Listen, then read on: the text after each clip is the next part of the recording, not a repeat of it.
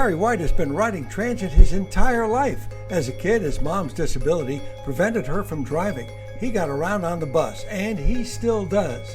Today, Terry oversees Metro Transit. It's the 7th largest transit agency in the country, with buses, van pools, the water taxi, the Seattle streetcar, and Sound Transit Link Light Rail. It's a big job, especially as the agency transitions out of the pandemic. We got a chance to sit down with Terry and talk about Metro's future. Hey everybody, I'm Tony Ventrella. Welcome back to Community Conversations. We are at Occidental Park on a beautiful day. Okay, it's cold. Terry White is my guest, General Manager of Metro. Oh, so happy the buses are heated. I'm going to tell you right now. I can appreciate the heat right now as well, and thank you for having me, Tony. Yes, sir. You are doing some great work, and you have some huge aspirations. You got some plans. It's called your long game. Let's start with what is urgent, what's most important right now. What are you starting with? What do you want to accomplish first of all the things you want to do? Well, thanks for asking. I think our long game is really about the opportunity that we provide to our customers, our riders. That mobility leads to opportunity, and King County is really big on opportunities to thrive. So that's healthy communities, that's thriving economy, and for Metro to do its part, our long game kind of focuses in on the first thing we need to do, which is make sure that those who have the most need to move get those opportunities. So it is prioritizing those that have been silenced, marginalized, if you will, those that have the greatest need, even in a pandemic, to continue to move about the communities, the region, for the sake of paying bills, keeping shelter, education, and all. So I think when I talk about long game, the number one priority is those that still need us, where needs are greatest, that we address those. Now, obviously, we want to create a system that is equitable first, but also safe and sustainable. So we want to leave it better than we found it, greener, if you will. So there is a goal to get towards more cleaner energy and efficiency in how we run the system, and safe.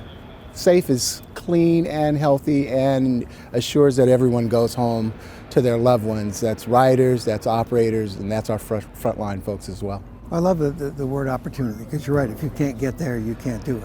You can't perform, you can't work, you can't go to your doctor's appointment, you can't go to school. You know, I just thought about this. What about, can you talk about, or is it too early, can you talk about the fair, the fairs for youth for under kids? 19?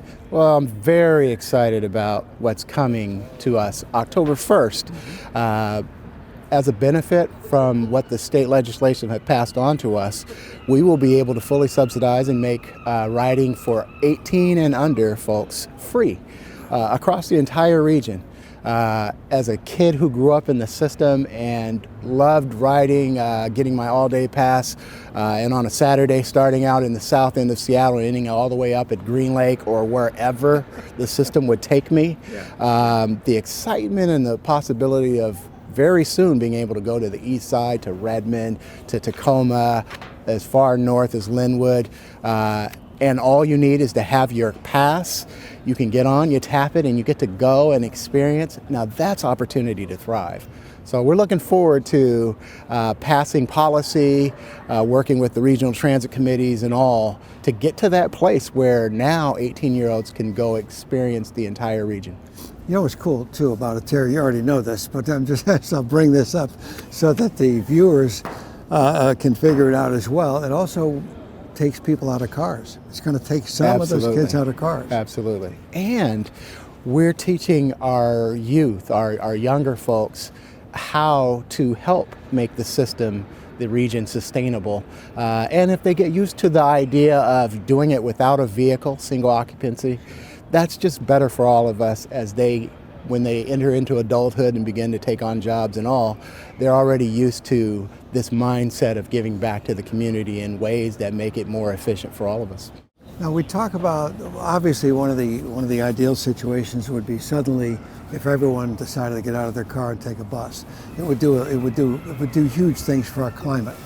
That probably won't happen, but you're still working to do huge things for our climate, including buses that do not run on fossil fuels at some point, correct? That's very Down the true. road. We What's are in the the goal early and stages. We're in the early stages. We have a commitment that by 2035, all of our buses will run off of electricity. So battery electric buses, as well as our trolley fleet. So we're starting that now. We've been pioneers. We've been ahead, leading the way, where we went from diesel to hybrid electric coaches, and now to fully battery electric out in the south end of Seattle and Tukwila area. We've put up a base where we're testing charger infrastructure. So we're on the edge, learning as we go, but we're bringing in 40 battery electric coaches, long range. They'll be a part of our fleet. They're joining our fleet as we speak, and we're headed towards that 100% clean air energy. What's the number, I read it somewhere and I know you know it, what's the number of cars that you take off the road with each 40-foot? Actually, I don't know that one. What I do know is in 2019, about 190,000 cars we take off the road per day. Wow. Yeah. That's cool. That is good. If, let me be devil's advocate for a second, and I'm saying to you, well, you know, if I get in my car, I can go directly where I'm going, but with a bus, I might have to make 2 different stops. What's the argument? Argue back. I can argue back if you can't, Terry. No. I think you can. I think it's twofold. So convenience is one thing, and we're always working to make the system faster, more frequent, more reliable. So we're trying to take that argument away on that side as well. Yeah. And in some places and spaces, actually using transit is just as fast or faster. It's not as costly for when you get to the place and you end up having to pay for and find the spot to park your vehicle. But at the same time, it is the mindset that we're collectively together doing a thing that is going to benefit and leave the region better off for our kids, their kids, and so on. But we're working towards the fast, frequent, reliable. So we absolutely do want to take that argument away completely. That's good. And I'll reinforce that by saying that I can sit in my car for 10 minutes on I-5 and go nowhere. There you go. So apparently sitting on a bus with people I can actually have a conversation with going somewhere makes more sense. Well, and you get the convenience of if you're sitting and you're enjoying the ride, congestion will always be an issue. So even if you said, well, I'm going to do my part and get a clean air, energy efficient vehicle, you're still sitting in congestion, and that coach that's running along next to you, and all of us who chose to ride with the system on your behalf, allow you to creep along. Well, that makes sense. Let me check my notes here, Terry. I had 1 or 2 other things I wanted to ask you. So, one of the objections to making the switch to the bus is safety. You brought that up. Where does that stand now? How can you assure people that that is being worked on and successfully worked on? There are 2 things we're doing right now, Tony. I think the first is short term, and presence in our system is important. What the pandemic did to us, it moved presence out. So even the riders help with safety and security because they are there actively, ingress, egress, using the system to get to work, education, and all.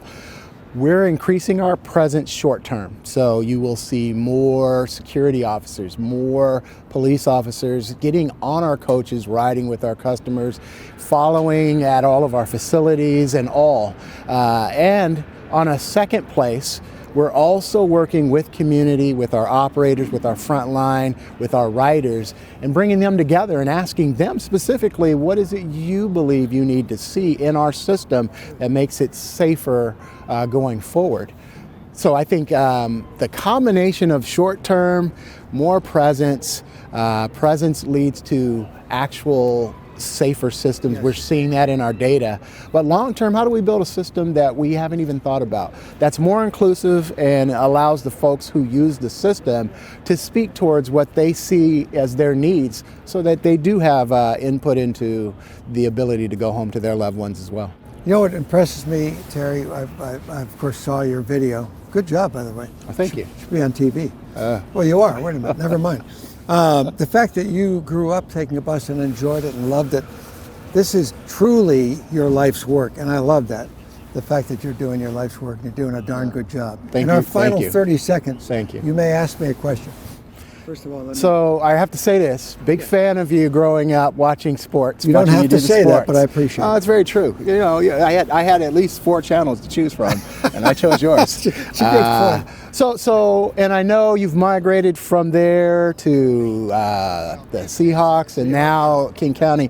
How has that change been for you as you've kind of moved over to the service side of this? We're trying to figure out how we give back to community. My dad was very active in local government back in Connecticut. He was a barber, but he was very active and wanted to see things happen that were right for people who needed it back in Connecticut. I grew up wanting to help people. I'm doing this because I want to get information that eventually will help people have a better life.